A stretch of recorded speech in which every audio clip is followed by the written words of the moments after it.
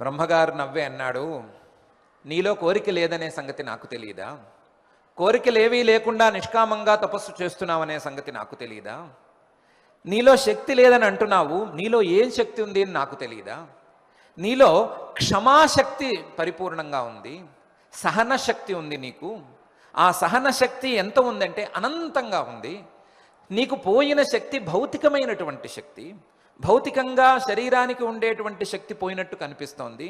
లోపల నీవు సాత్వికమైనటువంటి భావంతో పెంచుకున్నటువంటి క్షమాశక్తి అనంతంగా పెరిగిపోయింది, అనంతంగా పెరిగిపోయింది. ఆ క్షమాశక్తికి కావలసినటువంటి పని ఏర్పరచటం అనేది ఇప్పుడు నాకున్న బాధ్యత.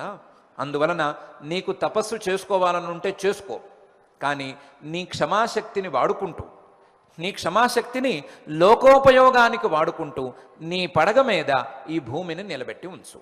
ఇది నిన్ను